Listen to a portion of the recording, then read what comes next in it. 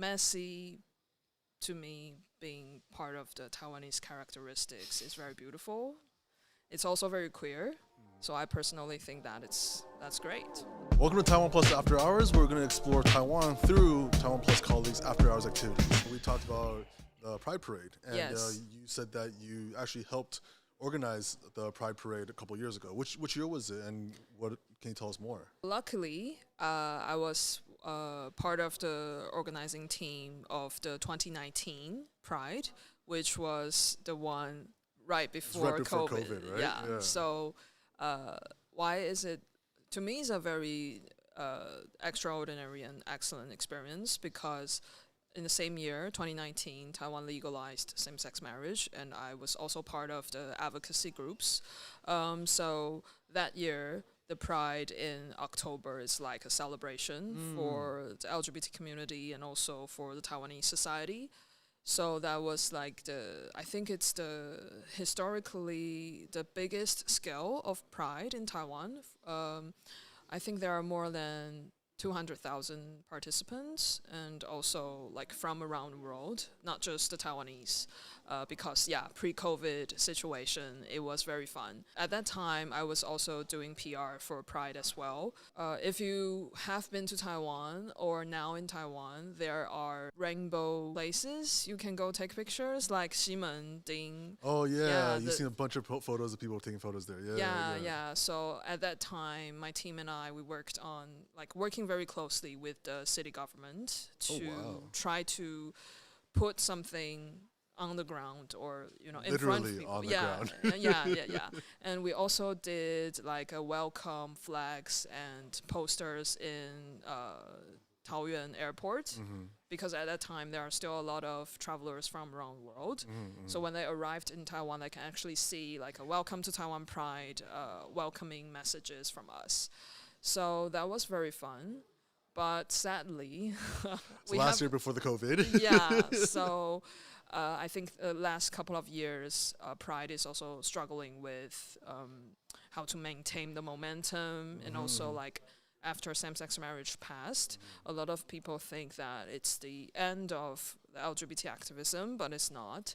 So there are a lot of conversations about the future of the Pride, and also what is happening now in Taiwan's LGBT community. I remember like when same-sex marriage was legal in Taiwan, it was the first in Asia, right? It was this huge marker for just Taiwanese community in general.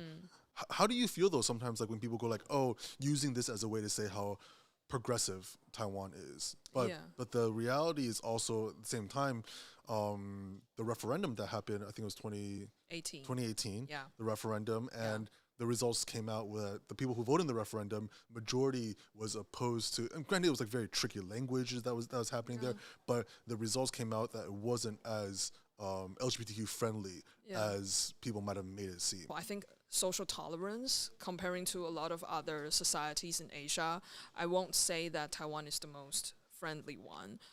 For example, when it comes to like transgender issues, maybe Thailand or some other countries, they have very different social norms. So when it comes to tolerance or friendliness, it's very difficult to make that comparison. Legalizing same-sex marriage is definitely part of the democratization movement in Taiwan, because if no democracy, we are not going to make this happen.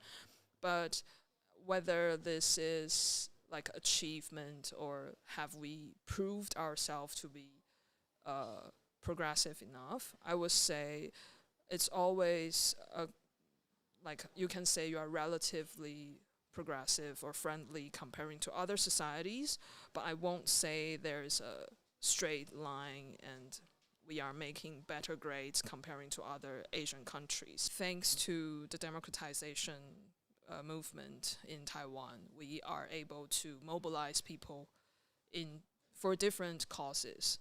And we did have a counter movement, very successful counter movement in 2018. But still, we have to contribute that activism to democracy. And our society has been through that, and it's okay and acceptable by the Taiwanese in general that you can advocate for something you believe. And even though human rights should not be voted, to my from my opinion, but still we have this platform or institutions that people can talk about issues. I think that's great. It's the democratization allows for this kind of protests and counter protests, whatever it may be, even if you disagree with it. There's the beauty of seeing two sides. And also I think messy, to me, being part of the Taiwanese characteristics is very beautiful. It's also very queer. So I personally think that that's great. Like we can disagree with each other, but still in the end we go to the same 7-Eleven every day.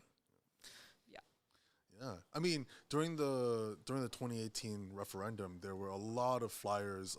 I was not in Taiwan myself, but during that time, I've heard that there was a lot of like flyering and campaigning for and against. There are people like on, I think I've heard like stories about like people on the HSR, the Gautier, and they're passing out flyers. And it came down to really just like who made it easier to understand. It wasn't about the issues, but it was like, like number, like I forgot which one, like 14, 15, 16, vote no, blah, blah, blah. And then it was like almost like filling in like a scan truck, a testing almost.